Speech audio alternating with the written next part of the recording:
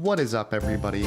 Hard to believe it is already December and we are reviewing the November 23 top Opps Dissected. As always, I tweeted what these top opportunities were, and in my opinion, November was another really challenging month, particularly the first half. There were some okay plays, but then I think towards the back half, we did start to pick up a little bit, but overall, for every good play, there were definitely some traps, there were some difficult ones. If you were to ask me, I think the best op overall was probably AMC, as far as liquidity and ease of execution and everything else, followed maybe by Shot and iRobot. Here's the full list, and now we're going to just dive right in. The first ticker I wanted to discuss is NVOS on November 6th. What happened here is this is kind of like a microcap bullshitty stock, and this had news of a reverse split. So if you are a true finance bro, you might be asking yourself, reverse split, what the hell? Like, this shouldn't move a stock price at all. In theory, a split or a reverse split should never, ever move the share price.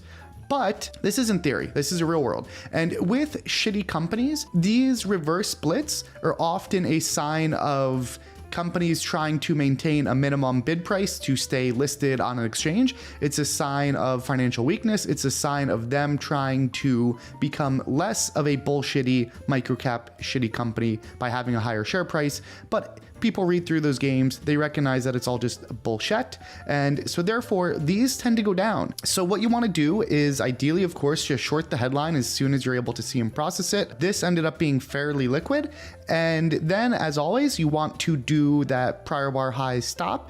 So nothing so complicated as far as execution here, but I think the key missing piece is just simply knowing that, okay, in bullshitty, crappy little microcap stocks, reverse splits do tend to cause them to go down. Now we're going to jump to NCL, particularly on November 7th. And first we're going to look at the daily. So this is another one of those crazy Chinese liquidation plays. Like, I don't think this one was actually all that easy or great to capture, but because I've covered so many of them in the past months, I kind of felt the need to include this. And so what we see is this stock started at around $4, and then day by day we're running up. We get up bar, up bar, up bar, holding prior bar lows for close to 2 weeks and covering all the way up into the low 20s. So that is a huge, massive move. As a result of that, this needs to be on your watch list. Like, if you're not typing this up every day or keeping this in a side box, you need to be doing that because it's just such a big move. It's so many up days. If you don't see these tickers, you need to be creating scanners. Again, if you're wondering, how do I create scanners? You can do stuff like that through Stock Fetcher. Super easy software. I think it's $100 something a year. You cannot miss stuff like this. You need to be watching it. And so I also will highlight that key $17 level in orange, because that's where prior bar lows ends up being. And now we're going to jump to that intraday with that daily context. And what we see intraday is we weren't doing much volume, but then we start to crack a little bit. Yes, these plays can be kind of hard because you don't want to get caught in one of those crazy squeezes. So that's kind of what makes this dangerous, especially because this isn't so liquid. But where I think you really need to go for it is where I have that orange line and that yellow circle, because now we're finally rolling over. And not just are we rolling over, but we've had a bigger influx of volume. If you look at like 10 a.m., 10:08, and then again, we're about to do even more volume as we break to those lows. And the key here also is we're then breaking that trend on the daily. So yes, I'd be a little bit scared and timid before then, scared of any of those fake out squeezes. But once we break that daily level, that's where you can start to see look out below. And sure enough, that's exactly what happens. And as always, prior bar high stop for this. We're going to keep it super simple, and you catch the bulk of that move. Yes, it goes a little bit lower, but that's fine. We don't care about that. So do I think this was something you can size into? Definitely not. Do I think these are always a little bit scary? Yes. Do I think the volume was so incredible or anything like that on this? No. But that daily level break is what kind of gives you the confidence, especially as that pretty much aligns with that roll on the intraday chart. So not the best one, but worth covering. Next, we're going to hop to AMC. This is on November 9th, and pre-market, they announced an offering. Pretty much always offerings are, of course, very, very bad. The only exception, FYI, for people where you want to be careful of shorting offerings is if a company, a real biotech, not the shitty ones, but if a real biotech has announced drug data or positive results or anything, or if really any company is trading super strong on something, like those biotechs after their data, they always will announce offerings, and that's pretty much priced in. People recognize, okay, this company is going to need to raise more cash to kind of get to the next step with that. Obviously with stuff like, I don't know, certain acquisitions and everything else, that stuff's super common as well. But for an unannounced, unexpected offering like the AMC, that tends to be dilutive, means the shares are worth less, and you want to just instinctively use the heuristic of shorting that. The beauty of AMC is this is a pretty liquid ticker. This would have been incredible if it was during market hours, just due to all that excess liquidity. But if you can really short this thing, I mean, probably anything above 975 are just super, super high probability, incredible prints.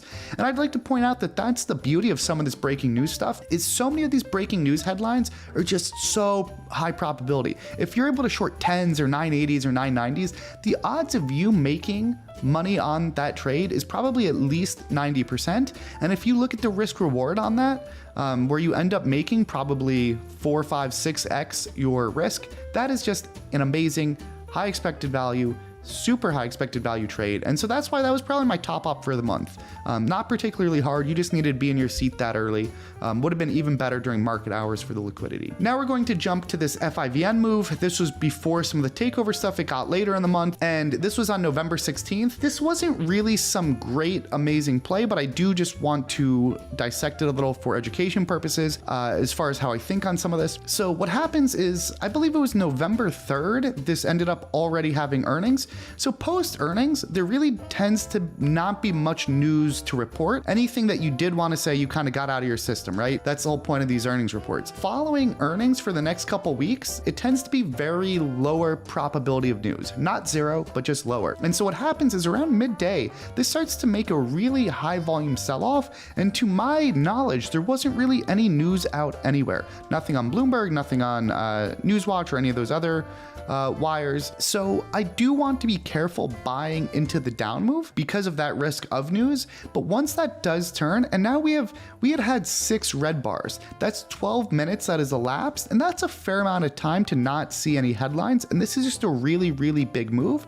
So I don't want to be buying into it, but once that does turn, I need to kind of put my skepticism that, oh no, there's news out there, there's something going on, I'm gonna get run over, a little bit aside. Again, just because the amount of time that's elapsed, it's 2 weeks right after earnings, and it's just a really, really damn big move. Because we have a stop in a system, that's what gives us the edge to really kind of capture this. And again, I don't think this was some home run trade. I think your reward ends up being about equal to your risk.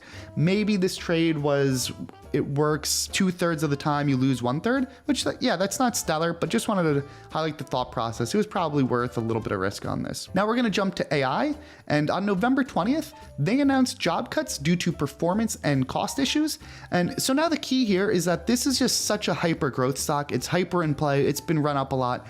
Most tickers, you wouldn't expect this type of move at all. On just job cuts, a lot of companies are doing job cuts all the time, right? If you're a really huge, massive company, like a Home Depot, Ford, or whoever, it's probably totally normal and routine to have job cuts, but it's a little bit scarier if you're this super inflated, hyper growth AI company with a lot of expectations baked in. Obviously, you want to short this as soon as you're able to with the headline, usual stop of prior bar highs, and kind of by luck, this actually ends up trailing really, really, really well.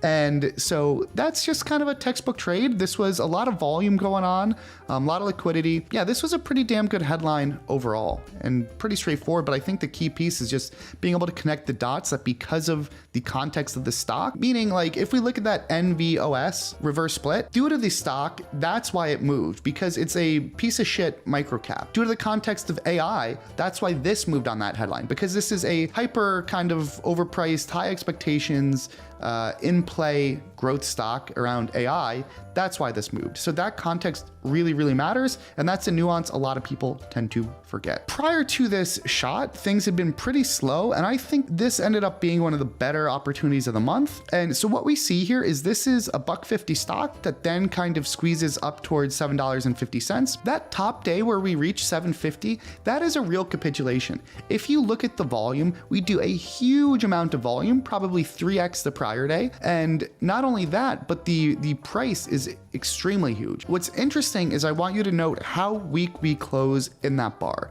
And let me also point out that those prior bar lows, when we do break, are going to be just below kind of 450, because that's going to come up as well. And now I'm going to talk about the intradays to kind of frame this analysis with that context there. So now if we look at shot on the 21st, on that peak day, what we see is this intraday actually really wasn't too opportunistic. There's nothing so overextended.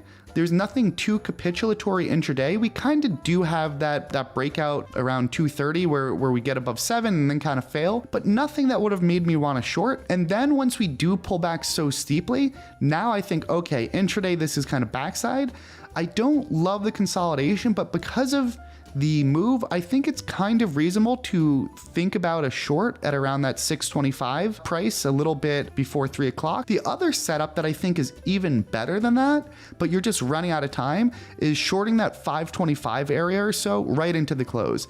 So that is actually my favorite consolidation setup, plus we're backside intraday on this. But again, the only issue is we're just really running into the close. Overall, I would say this top day wasn't that interesting to me. There's nowhere I could have really sunk my teeth into. But now, given how weak that close was, that's a massive wick on that daily bar as we saw. And so with that weak close, that's when I start to think, okay, we're backside. That was huge volume. That was capitulatory. Now I'm going to really be open to getting aggressive the next day. And so what ends up happening on the 22nd is we actually gap up a little bit. And I think a lot of people that end up chasing into the close, those are the same people that get scared pre-market when they see it up, where they just kind of chased a little bit and got a little bit too comfortable that this was backside and instead, and oh my God, need to be in this.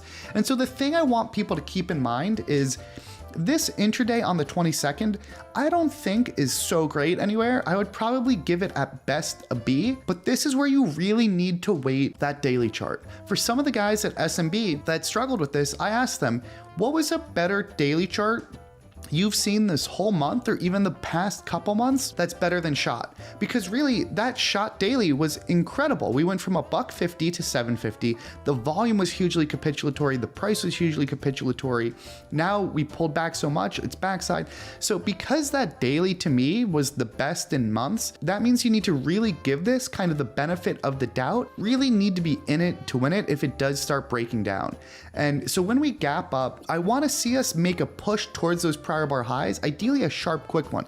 So when we gap up, that opening drive that pushed us to 6, I would have loved to really see that go towards 650 or 7, so I can short against those highs if it's a super quick move, where you suck in all those people yesterday on the week close, they panic cover, thinking, oh my God, I was wrong, this is gonna go even higher and squeeze again. Those end up being the chump covers under the prior day highs, where I wanna short that. And so we don't do so much off that opening drive, but what happens is once we failed at 6, especially on the box, it was just like, oh my God, that was it, wasn't it? There's no more left in this. So that's where I think you can start to structure a short against the intraday highs of $6. And then once we roll to lows at around $5.30, that's where you really need to just be in it to win it and think, wow, this could really unwind. And what ends up happening later on is, especially once we break prior bar lows on the daily chart, that's when you really need to think, hey, this has been up a ton. We had 2 weeks of up bars in a row. This could really unwind. So as far as covers and the stop, this is where, because of that daily chart, you want to be a little bit looser for some. I don't know what is gonna be best here. Like, you can kind of just make it your own. I don't think it's so unreasonable to give it to that moving average, and maybe you get stopped out there. And potentially, if you cover that moving average, I think it's totally reasonable to reshort that break lower at around 360. Once we get around $3, man, oh man, that's a huge move back at that point. And if anything, we're now overextended to the downside. So I think you really need to be covering and getting flat into that. And again, what people miss is, like, you don't necessarily need to catch every single leg or every big part of it. There isn't probably some perfect stop to catch all this, and that's totally okay. But I do think using that daily chart, you just need to recognize what an opportunity that is, where when this intraday does start to unwind, you do want to be in it, as this is officially backside. So yeah, this wasn't the best intraday either, but that daily is really, really worth studying. And that's what made this, I think, one of the better ops too overall. Now we're going to go to iRobot. And with this stock, the biggest teaching lesson here is how important it is to know the context and the story behind these stocks and have really good notes as far as what's happening. So this iRobot is in a deal by Amazon to be bought for $61 a share. As you can tell from the daily, this is trading at a huge discount to that. And part of the reason is antitrust concerns. And so what we see in my little highlighted circle is that the prior day, this had gotten news. There was a report that they're on track to receive the EU approval, and that EU approval would be huge from an antitrust standpoint. And so we gapped up from 30 bucks all the way into the low 40s. So with that context, we now turn to the intraday on the 27th. And what comes out is almost like a take back of that prior day headline, which is that EU has objections about the merger and concerns. That kind of totally throws cold water, essentially, whether this will win clearance or not. Not that this means they didn't or won't, or this is a full rejection, but it definitely says, uh-oh, what this stock was trading up on the prior day, we might retrace a huge amount of that. And so given, if you have in your notes and you're just aware of this move the prior day, you know that this came from 30 bucks. So the meat on this bone is enormous, enormous, enormous. So if you can short really probably anything above even 39 are just amazing, amazing prints on that headline. And again, traditional stop of prior bar highs, especially as we get into those low 30s, you definitely want to be covering, because keep in mind, this was only trading at 30 prior to that headline, and this isn't a full rejection. So the rhetoric matters, but the big learning point for this is it's so important to know why stocks are moving. You can't have iRobot up 30% the prior day and not be asking yourself why. You can't be putting that in your notes. You can't be reading up on the backstory. You need to be reading all those news articles for stories that are moving stocks this much, so that then when stuff like this happens, you're fully ready to pounce, because this was a huge, huge opportunity. One of the final tickers for this is VVOS on November 29th. As many know, I did the deep dive video, 41 minutes. Because of that, I have literally nothing I want to say more on this ticker.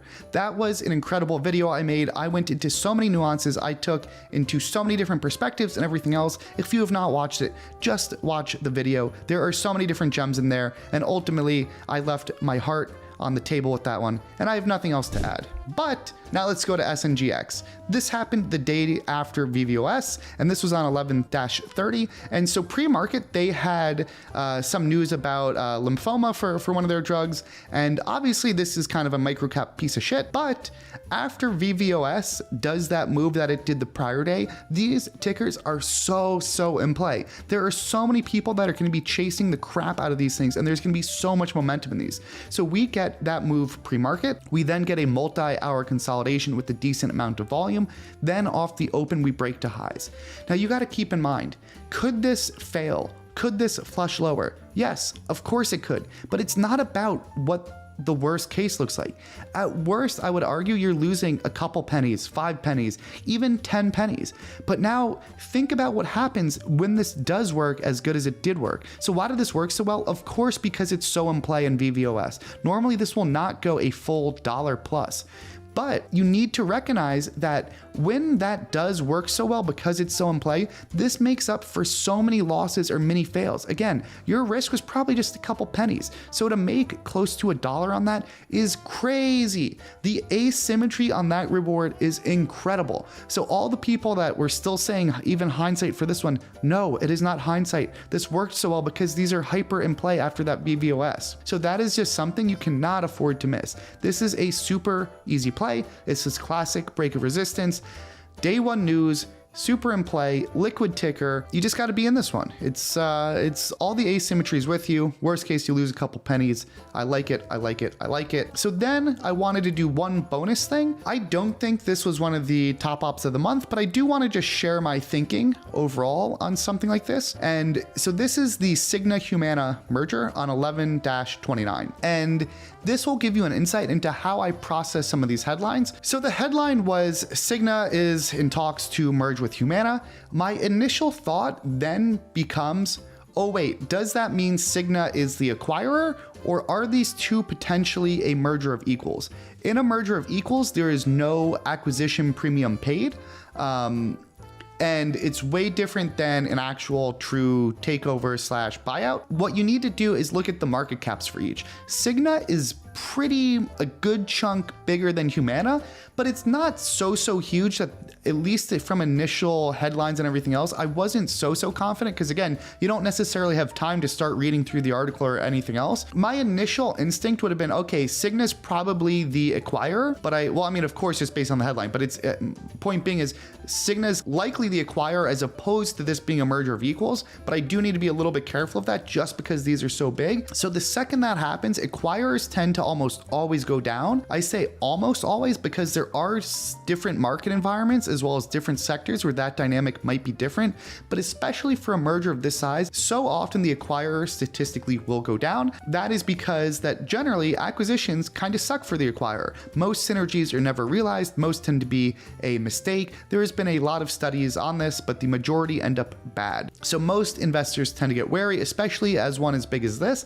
And because this would be one of the biggest mergers ever, certainly in the health insurance space, the other concern for this is these always have huge antitrust, especially for something like health insurance. This is definitely going to have an intensive, long, very ugly battle to get approval. So for all these reasons, that's where when this initially spikes up in the flurry of whatever, as that references and goes lower, that's a really interesting short. The issue is this happened to be fairly illiquid and spready, which makes these a little bit dangerous. But if you're able to catch that short using prior bar highs as always, you're able to catch a nice little leg.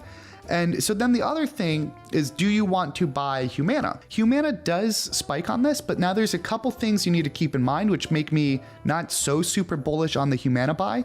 So for starters, with a PE, private equity acquisition, those are going to be generally cash, right? The currency of a private equity firm is cash. With something like a strategic buyer, meaning another company buying you for synergies like Cigna, so often if they're both very large companies, it is going to be a mix of cash and stock. So you need to keep in mind that with this premium for Humana, if it's in stock and Cigna's share price is getting hammered, then of course that also implies a lower premium for Humana.